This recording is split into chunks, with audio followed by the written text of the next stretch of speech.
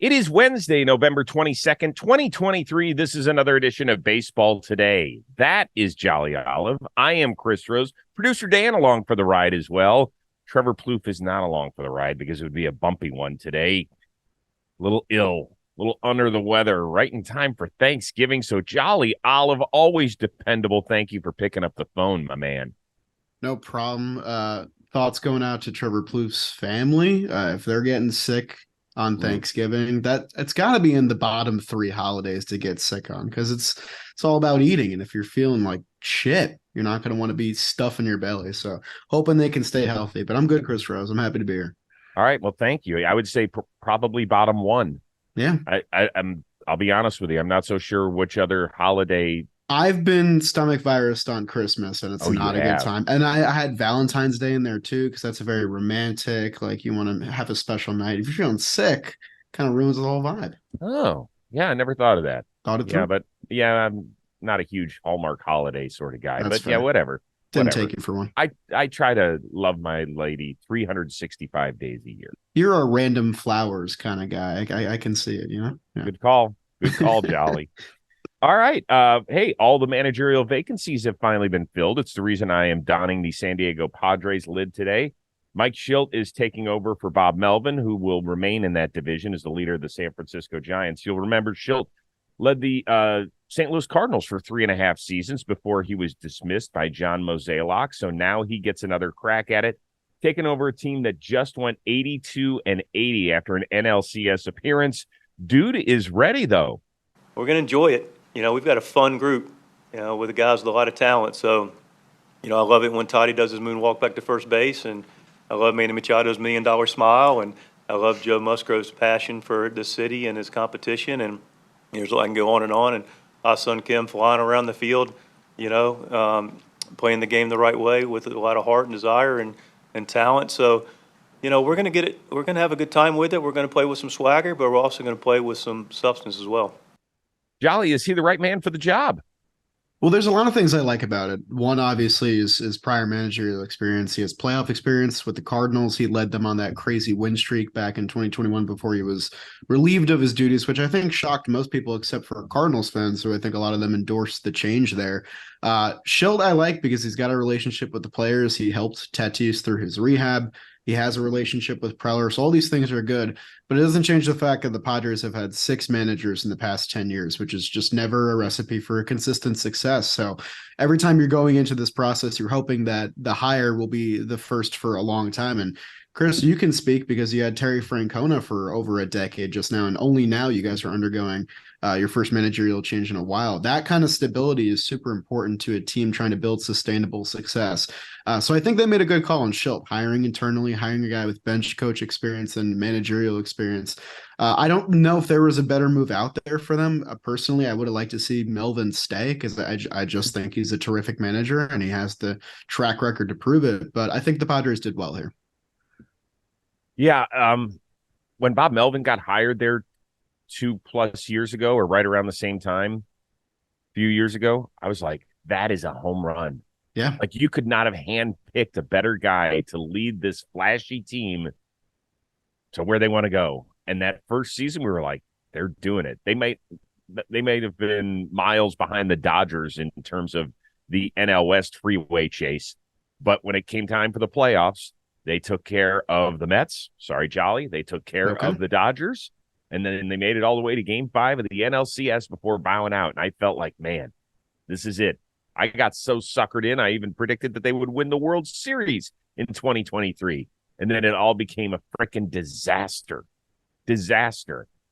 So I don't know. My answer to this question is, I don't know if he's the right guy because this is really on the players to turn this shit around. I got to be honest with you.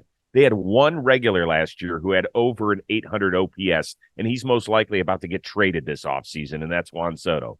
So, Manny Machado, I'm looking at you. Fernando Tatis, I'm looking at you. Jake Cronenworth, I don't even know what you are, but I'm looking at you. Xander Bogaerts, I'm looking at you. They need to go change some stuff here, Jolly. Yeah, I mean, you worded it perfectly. There's only so much a managerial change can really do from top to bottom, and that's why I think keeping it internal with a guy that the players likely trust and Mhm. know it to this point is going to be super helpful for all these players that are going to need to turn things around on their own. But I think that going externally again, it would have been a detriment to the team. I still think that 2 years ago we were talking about the Mets getting Buck Showalter and the Padres getting Bob Melvin. Both these guys are out the door to different pastures now. It's so indicative of how chaotic a manager position can be in baseball, much less stable than basically all the other coaching positions.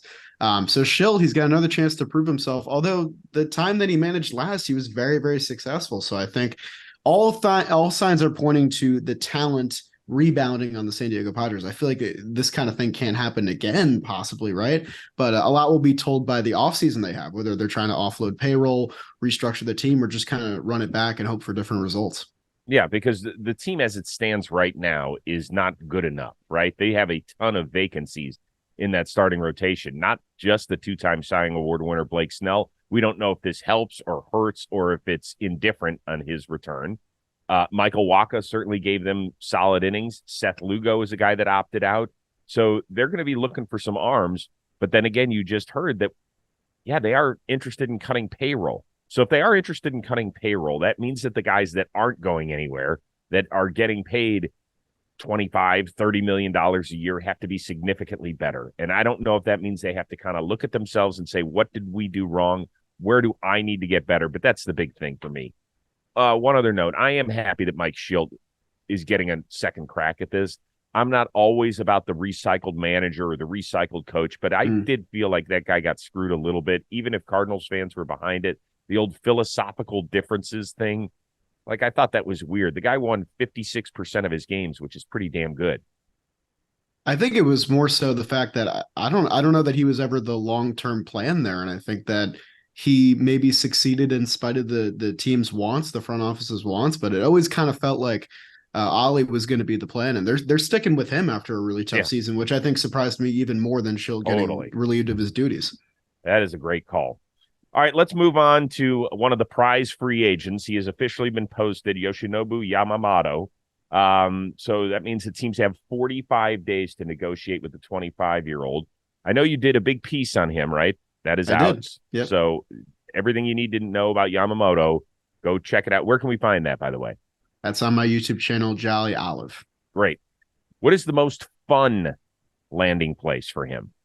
That's a great question because most fun does not mean most likely or best Mm-hmm. landing place because you're going to have both New York teams in on this. You're going to have the California Titans in on this. No one's surprised there. I think even the Cardinals, who we were just talking about, might have some inklings to try and go get a guy for the top of their rotation. We'll talk more about that later.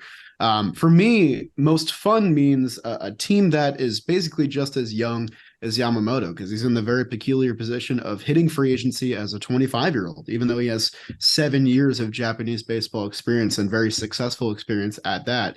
So I feel like every time I come on Baseball Today, I somehow end up talking about the Baltimore Orioles, but that's the direction I'm going to go with this. I don't think this is going to happen by any means. I didn't mention them in my video of possible landing spots either, but I think it makes a ton of sense because you have a young up and coming team with tons of years of control on basically all of their great young position players, and the entire narrative of their 100-win season was okay, who's going to pitch in the playoffs, who's going to get the job done, who's going to give them 5, 6, 7 quality innings. And in the end, they got swept for that very reason. So they're going to need somebody to kind of lead this staff into the next era of Baltimore baseball. And right now, you have guys like Kyle Bradish, you have Gray Rod, who's been great, John Means is coming back, you have pitchers there, but to have a guy like Yamamoto, complete X factor at the top of your rotation for what's looking like it's going to be a 7, 8, 9 year deal, he can really be the face of your rotation for the next possible 5 years of great Orioles baseball that we're all expecting to see. So I think that's the most fun answer for me. I think teams like maybe the Detroit Tigers, who have been linked to some starters, could also be fun here because they have a lot of young position players as well, and Mm-hmm. Torkelson and Kerry Carpenter. But I do think it's going to end up with one of these big market teams kind of shelling out the extra year or the extra dough just to get the job done. Yeah, I thought a team like the Arizona Diamondbacks would be fun, right? I mean, you Yep. go right to the top of the rotation with Zach Gallen and Merrill Kelly, and you had a team that made it all the way to the World Series with a bunch of young position players. Like that, this seems pretty cool. I thought about the Seattle Mariners. Obviously, the link between Japan and Seattle in terms of baseball Of course. has been very, very strong over the years. But man, I don't know what the hell they're doing up there. It seems like they've got some infighting about players saying we need to go spend, which would make sense here because it's going to cost some dough to get this guy. But I don't know if that's the most settled place I want to see him. So you know what's most fun for me? Let's just throw him into the shit show that can be New York and your Mets. Why not? Kodai Senga was fantastic last year. He was where everything else bounced around like this. He was this perfectly smooth, so dependable. I thought he was awesome. And so why don't we put two guys from Japan right at the top of the rotation and rebuild this baby with Steve Cohen's money?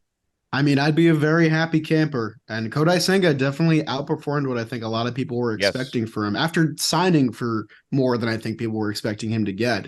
So is it going to be the same exact thing? Not necessarily. I think this situation is a little bit more akin to Masahiro Tanaka when the Yankees got him on that big contract in the mid-2010s.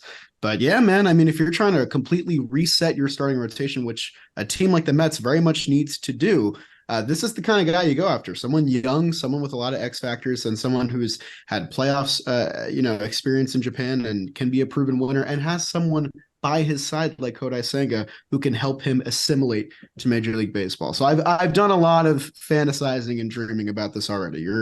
I'm way ahead of you. What do you think the percentage chance of him rolling into Queens is? I mean, I thought Kodai was low, and I was pleasantly surprised when it happened. So I'm going to temper my expectations a little bit because the competition, I think, is even more fierce for Yamamoto than it was for Senga. I'll put it at a nice 25% right now because the Mets' interest is pretty serious. They've made that known. Yeah. No, I think that's pretty high. And yes, I mean, hopefully. Do you know, is there a connection between Yamamoto and Senga? Yeah, they do have a pre-existing relationship. There's kind of a seniority thing among Japanese baseball players where if you come overseas, you want to be the only Japanese player on your team, essentially. It's kind of part of the baseball culture of it. But he's already kind of dispelled that rumor. We had quotes from Ken Rosenthal in The Athletic that kind of showed us that he's perfectly open to playing with players like Shohei Ohtani or Kodai Senga if it were to be the case, if it is the best deal. So that gives me a little bit of hope. Okay. Interesting stuff. And this one's brought to you by the DraftKings Sportsbook. There's so much to be thankful for right now. Your family, your friends, food, NFL football all week long. How about French fries? I'm always happy for French fries. The DraftKings Sportsbook is keeping your Thanksgiving week full of action, and new customers can bet just $5 on this NFL action to score 150 instantly in bonus bets. So no matter your appetite, there's something for you. Money lines, parlays, props, live bets, and much more. You name it, they've got it. Download the DraftKings Sportsbook app now and use code BASEBALL today. New customers can bet $5 on the NFL Thanksgiving action to score 150 instantly in bonus bets only on DraftKings Sportsbook, an official sports betting partner of the NFL. With the code BASEBALL today, the crown is yours. Gambling problem? Call 1-800-GAMBLER. In New York, call 877-8-HOPE-NY or text HOPE-NY 467-369. In West Virginia, visit www.1800gambler.net. Please play responsibly. In Connecticut, help is available for problem gambling. Call 888-789-7777 or visit ccpg.org. On behalf of Boot Hill Casino and Resort in Kansas. Must be 21 or older in most eligible states, but age varies by jurisdiction. See DraftKings.com/sportsbook for details and state-specific responsible gambling resources. Eligibility and deposits, restrictions apply. Bonus bets expire 168 hours after issuance. Terms at sportsbook.draftkings.com/football terms. See you there. All right. There's a team out there that landed a pair of veteran free agents. The Cardinals, they bring back Lance Lynn, whom they drafted many, many moons ago and played about 6 or 7 years there. He's getting 1 year for $10 million. Kyle Gibson joins on 1 year for $12 million. These are guys in their mid-30s, but do you like the start of the offseason for the Birds? It's interesting because I think these moves are getting a little bit of flack from Cardinals fans, and understandably so. They came off one of their worst seasons, and these are not the moves that make you think, okay, we're back, let's go right back into it, let's go to war. I think these are more the moves you see at the tail end of an offseason, kind of rounding out and saying, here's some extra pieces we might need. Here's 150 innings. Here's 200 innings, whatever. I don't think they're bad moves by any means, because I think Gibson was exactly what an Orioles rotation needed last year. He gave them 180 plus innings to relieve some of the young guys like Tyler Wells and Bradish. And then Lance Lynn, we've seen him be great, even with the Dodgers last season. Forget that last playoff start. When he first came over, he still looked like he had his electric stuff of years past. but these are not the big rotation moves that the Cardinals need to be making. If you go on their roster resource, ever since Jordan Montgomery left, the thing is kind of in disarray. And that's why I included them in that Yamamoto discussion, because they really need someone high end if they're going to get back into this NL Central conversation. And that conversation is looking pretty weak because the Brewers want to sell off everybody. I mean, the Cubs are making all these big rumors. Let's see what they actually do. But it's still a wide open net that the Cardinals can cast to get back to the top here. But these moves, they're fine as supplementary moves, but there needs to be something else on top of it to put it over the edge. Doesn't it feel like it's the type of moves you would have added one of these guys, if not both, to a young rotation? Right. Like that's exactly, Kyle Gibson played the perfect role last year with the Baltimore Orioles. We had him on the Rose rotation. He said, I had no idea that actually the Orioles had this much pitching talent when I signed on with them. And he's a mentor. He's a good dude. He'll give you 175 innings. He's going to give up some home runs, but he ain't going to give up the number of home runs that Lance Lynn gives up. I mean, I had to chuckle a little bit when you were like, well, we saw the Lance Lynn of old. I just thought we saw old Lance Lynn for 96% of the year. I mean, really, he made a handful of good starts when he got traded from the South Side out to L.A. And then after, he had some blows, but I see 8 quality starts when he came over to the Dodgers. It's just, I think you're going to mostly remember what happened at the end, which is fair. That's totally fair because that was the worst playoff start you could possibly have and not what the Cardinals need. He gave up 44 homers and had an ERA of almost 6. Yeah. And he got $10 million.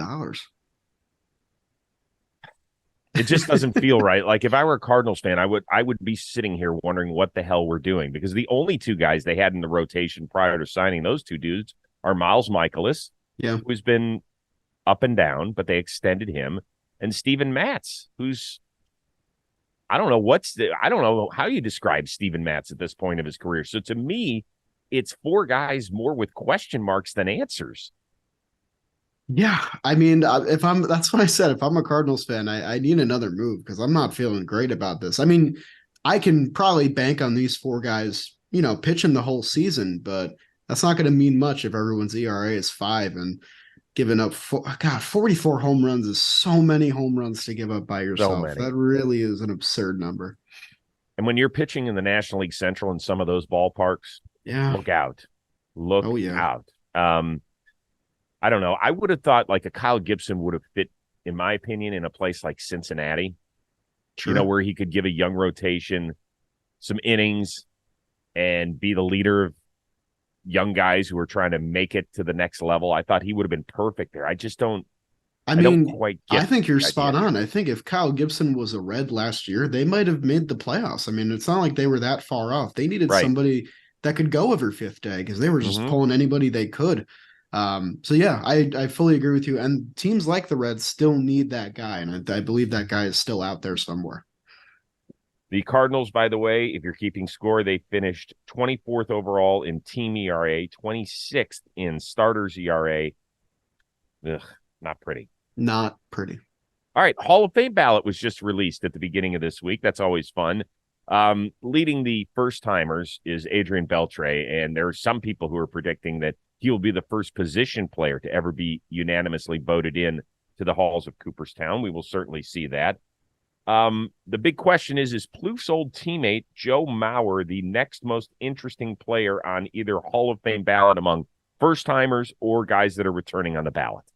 Great question. I think first-timers for sure. I actually did a video about this earlier in the year because this case is very compelling. It's all about how you view the value of the catcher position. It's a discussion we're going to have with Buster Posey as well when he's on the ballot as well, because former MVP, former catcher, makes a lot of sense there. And Joe Mauer's peak was among the best of any catcher you could probably find in the modern era. And when you go up and down the list of the other first-timers here, there's some great names. You got, Matt Holliday is here. My guy, David Wright, is here. Chase Utley, all players who were fantastic in their own right. But I think you hit the nail on the head that Joe Mauer is the most interesting first year. But overall, when I look at the ballot, the name that still stands out to me that I really need to get in is Billy Wagner, man. Yes, I think Billy Wagner deserves it. I know that playing for a bunch of teams and being a reliever automatically adds a detriment to your case. But if Billy Wagner doesn't get in, there's a lot of other relievers that I also think are not going to get in that probably deserve to, especially the ones that are still active, like Kenley Jansen or Craig Kimbrell. So I'm hoping this is the year that Wagner can get in, because this ballot is not the strongest by any means. It's full of some of my favorite players ever, but there's definitely room for him to finally get over the hump and get the votes that he needs. So I'm hoping it's this year.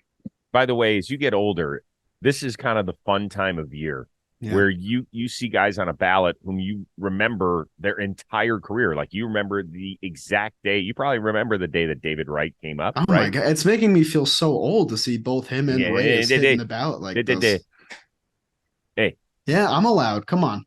It doesn't say, you can't say, well, it's making me feel so old. You can't say that. I'm the ripe old age of 24, Chris Rose. Come on. Exactly. My oldest son is right behind you, so don't do that. A little perspective on Billy Wagner, because to me, that is the most interesting case. Although I will throw out one other name before we move on. Sure. He's in his 9th year of eligibility. And remember, you only get 10 years. It used to be 15 where you could be on the ballot. Right. They shrunk that down to 10 a few years ago. Last year, he made a monumental leap from 51% up to 68. That is a huge, huge jump. Remember, you need 75% of the ballot to get in. His ERA plus in his career, I could not believe this. And I don't know if you're a huge ERA plus guy. I am a huge ERA plus guy. 187. Yeah.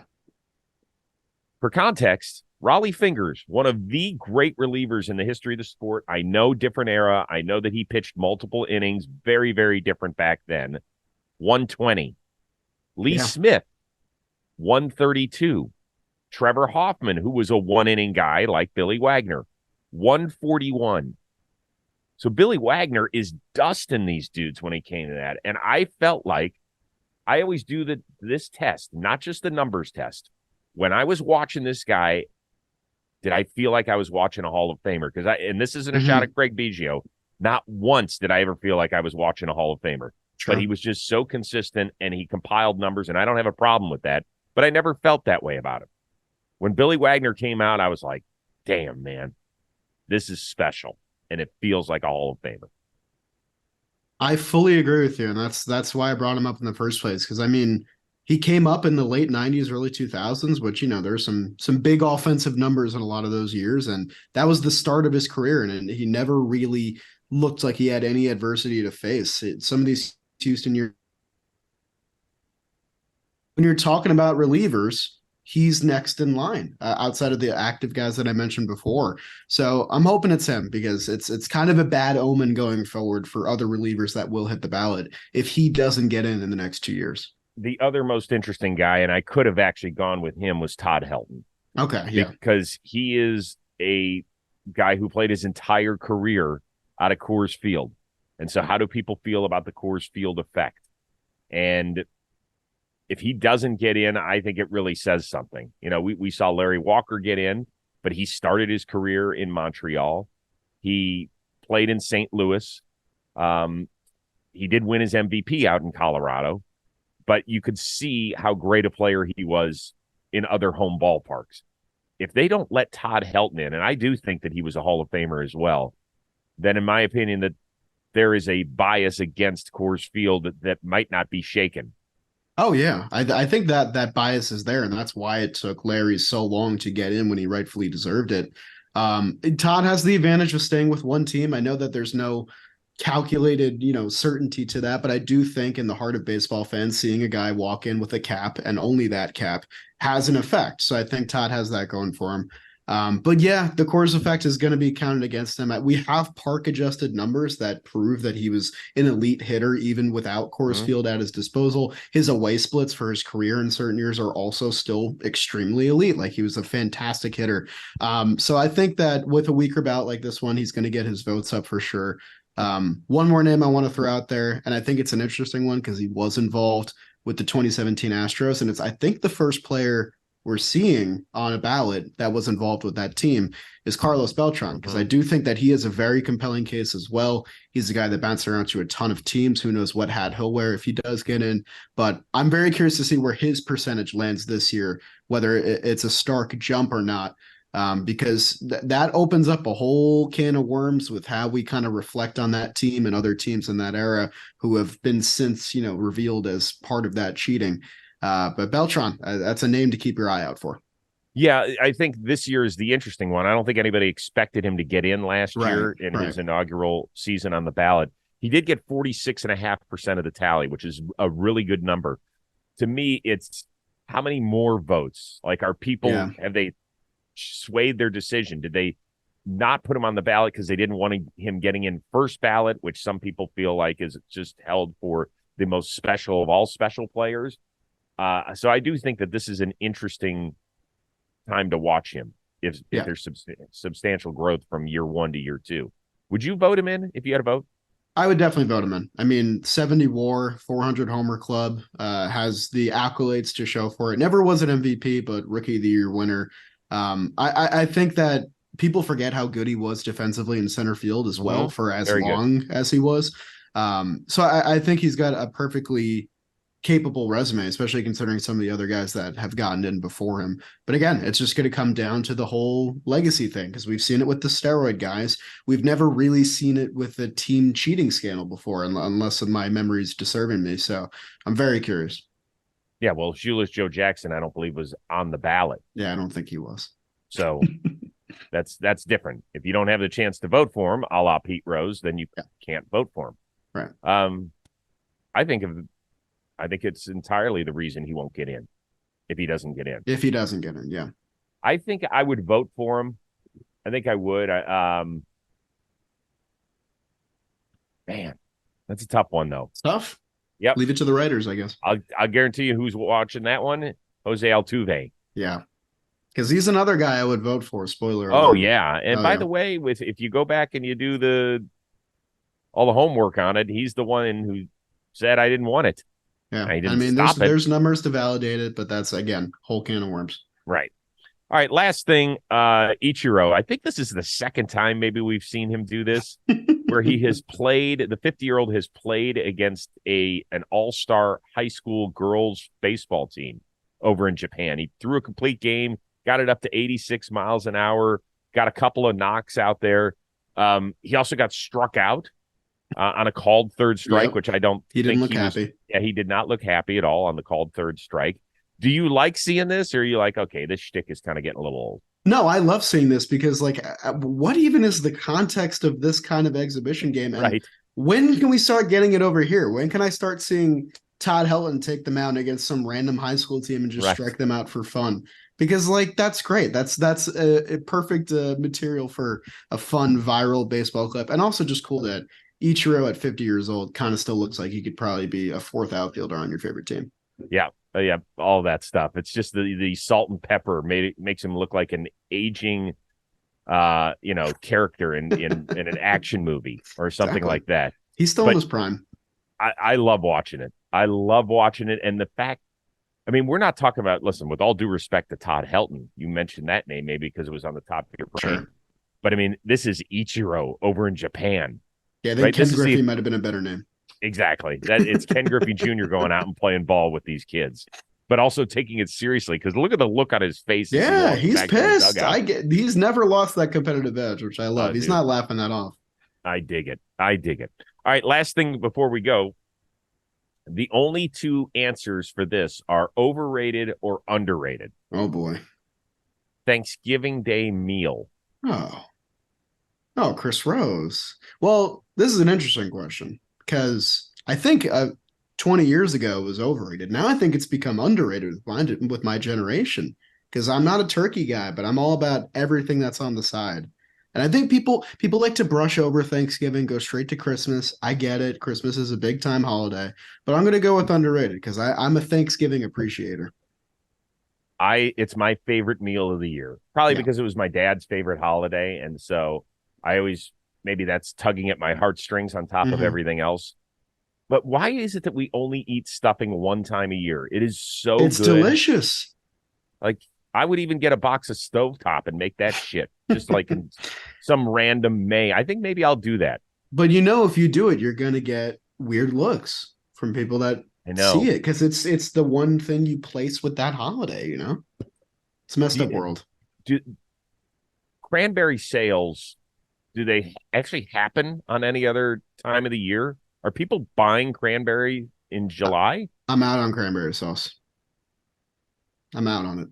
Yeah, I don't know. Never been in on it. Interesting.